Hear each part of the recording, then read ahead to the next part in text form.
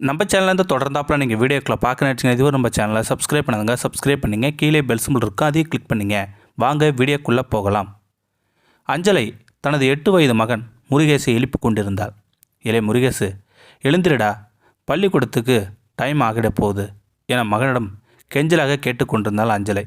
அவனோ அம்மாவின் குரலை கேட்டவுடன் திரும்பி படுத்து கொண்டான். தினமும் இதே கதைதான். அவளது ஒரே மகன் முருகேசு அருகில் உள்ள மாநகராட்சி பள்ளியில் 3ஆம் வகுப்பு படிக்கிறான். கூலி வேலை பார்த்து கொண்டிருந்த அவனது அப்பா ஏழுமலை சாராயம் குடித்து குடித்து திடீர்னு ஒரு நாள் ஓவராக குடிச்சிட்டு செத்து போனான். வேறு ஆதரவு எதுவும் இல்லாதால் அஞ்சலை 4-5 வீடுகளில் வீட்டு வேலைக்கு போக ஆரம்பித்தாள். காலையில் முருகேசுக்கு ஏதாவது டிஃபன் செய்து கொடுத்து பள்ளிக்கூடத்துக்கு அனுப்பிவிட்டு தான் வேலைக்கு பார்க்கும் வீடுகளுக்கு செல்வாள். முருகேசு பள்ளி நாட்களில் மதியம் பள்ளிக்கூடத்திலேயே சத்துணவு சாப்பிடுவான். மகன் பள்ளியிலிருந்து வீடு திரும்பவும் முன்பாகவே வீட்டுக்கு வந்துவிடும் அஞ்சலை வரும்போதே மகனுக்கு தின்பண்டங்களை வாங்கி வந்து கொடுவாள். அவன் வந்தவுடன் அதை அவனை சாப்பிட செய்துவிட்டு பிறகு அவன் வெளியில் பக்கத்து வீட்டு பையனுடன் விளையாட அனுமதிப்பாள். கணவர் இறந்து விட்டதால் அப்பா இல்லாத குறை அவனுக்கு தெரியாமல் வளர்த்து வந்தாள் அஞ்சலை. காலை 8:30 மணிக்கு பள்ளிக்கூடம். இவன் 7:30 மணி வரையிலும் படுக்கையிலிருந்தே எழமாட்டான். அஞ்சலை அவசர அவசரமாக மகனை எழுப்பி குளிக்க செய்துவிட்டு பள்ளிக்கூடத்துக்கு அனுப்பி வைப்பாள். முருகேசு மற்ற குழந்தைகளின் அப்பாவோ அல்லது அம்மாவோ பள்ளி வரை வந்து குழந்தைகளை கொண்டு விட்டு செல்வதை பார்ப்பான். அதேபோல தன்னுடைய அம்மாவும் தன்னை தினமும் பள்ளிக்கூடத்துக்கு கொண்டு போய் விட்டுவிட்டு விடுவாளா என்று அவனுக்கு ஒரே ஏக்கமாக இருக்கும். ஆனால் அஞ்சலை வீட்டு வேலைக்கு செல்வதால் முருகேசுவை பள்ளிக்கு அழைத்து போக மறுத்து விடுவாள்.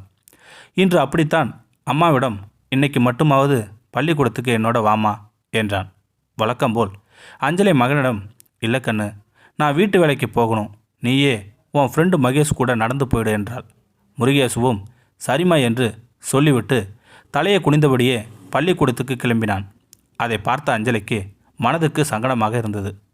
இந்த வீட்டு வேலைக்கு போகிறதுனால தானே பிள்ளையை ஒரு நாள் கூட ஸ்கூலில் கொண்டு போய் விட முடியல.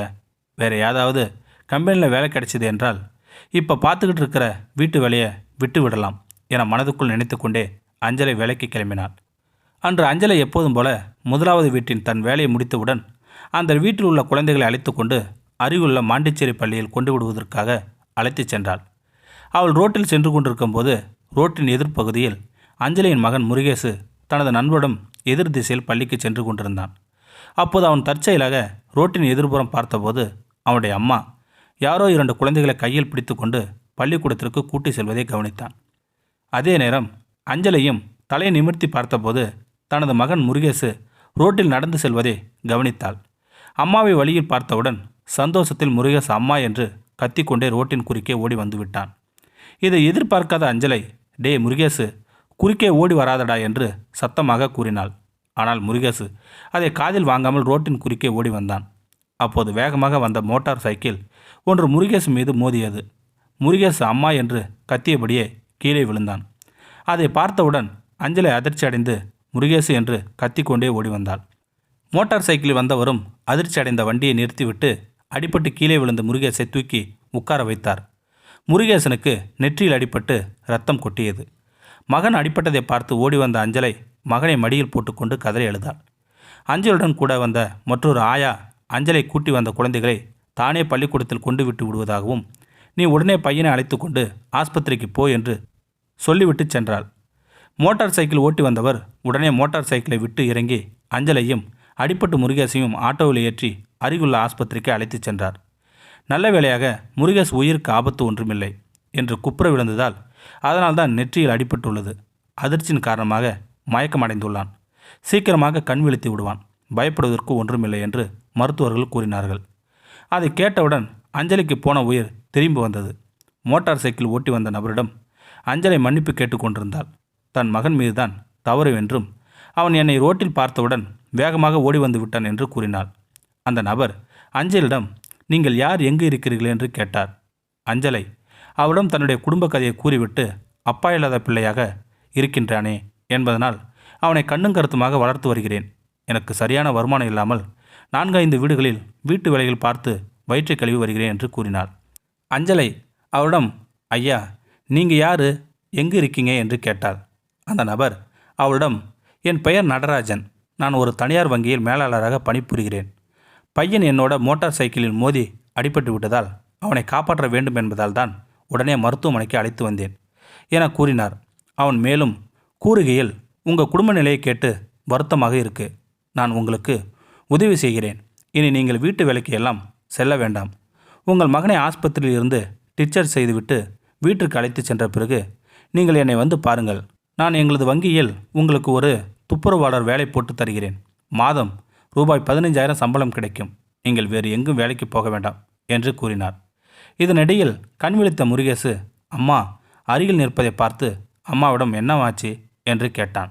உடனே அஞ்சலை மகனிடம், நீ ஏன் ரோட்டின் குறுக்கே ஓடி வந்தாய் என கேட்டாள். அதற்கு அவன், அம்மா, நீங்கள் வேறு யாரோ பசங்களை கையை பிடிச்சி பள்ளிக்கூடத்துக்கு கூட்டிக்கிட்டு போகிறத பார்த்தேன். ரோட்டில் உங்களை பார்த்த உடனே உங்கள் கூட பேசணும் போல தோணுச்சு. அதனால தான் அவசரமாக குறுக்கே ஓடி வந்து விட்டேன் என்றான் முருகேசு. அவன் மேலும் அஞ்சலிடம், அம்மா, என்னை மட்டும் பள்ளிக்கூடத்துக்கு அழைச்சிக்கிட்டு போக மாட்டேன் என்று சொல்கிறீங்க. ஆனால் வேறு யாரோ பையனை நீங்கள் கூட்டிகிட்டு போகிறீங்க என்றார். அதை கேட்ட அஞ்சலை மகனை ஆதரவாக அணைத்தபடி, இனிமே உன்னை நான் தனியாக பள்ளிக்கூடத்துக்கு அனுப்பி வைக்க மாட்டேன். தினமும் நானே உன்னை பள்ளிக்கூடத்துக்கு கொண்டு விடுகிறேன் என்று கூறினாள். அதை கேட்டவுடன் முருகேசு மிகவும் சந்தோஷமாக அம்மாவை அணைத்து கொண்டான். அப்போது அங்கே வந்த டாக்டர் அஞ்சலிடம், பையனுக்கு ஒன்றுமில்லை, வேறு அதிர்ச்சி தான். எதுக்கும் ஒரு ஸ்கேன் எடுத்து பார்த்து விடுவோம். நீங்கள் 2 நாள் கழித்து பையனை வீட்டுக்கு கூட்டி சென்று போயிடலாம் என்று கூறினார். அப்போது அங்கிருந்த வங்கி மேலாளர் நடராஜன் அஞ்சலிடம் தன்னுடைய விசிட்டிங் கார்டை கொடுத்துவிட்டு, நீங்கள் 2 நாட்கள் கழித்து என்னை வந்து வங்கியின் சந்தியுங்கள். நான் உங்களுக்கு உடனே வேலை போட்டு கொடுத்து விடுகிறேன் என்றார். அதை கேட்ட அஞ்சலை அவரை பார்த்து கையெடுத்து கும்பிட்டாள். அவரிடம், மிகவும் நன்றி ஐயா. என் மகன் மீதுதான் தவறு என்ற போதும் தாங்கள் அப்படியே விட்டுவிட்டு செல்லாமல் நீங்கள் கூடவே மருத்துவமனை வந்து கடைசி வரை எங்களுக்கு எல்லா உதவிகளையும் செய்து உள்ளீர்கள். மேலும் எனக்கு உங்களது வங்கியிலேயே வேலை போட்டு தருகிறேன் என்று கூறியுள்ளீர்கள். உங்கள் உதவியை நான் என்னென்னைக்கும் மறக்கவே மாட்டேன் ஐயா என்று கூறினார். நடராஜன் அவரிடம், மருத்துவமனை கட்டணம் முழுவதையும் நான் செலுத்தி விடுகிறேன். நீங்கள் எதுவும் செலவு செய்ய வேண்டாம். இந்தாருங்கள், இந்த ரூபா தொகையை கைச்செலவுக்கு வைத்து கொள்ளுங்கள் என்று கூறி ரூபா 1000 அவரிடம் அளித்தார். பிறகு, நான் நாளை மீண்டும் வந்து பார்க்கிறேன் என்று கூறி அவரிடம் இருந்து விடை பெற்று கொண்டார்.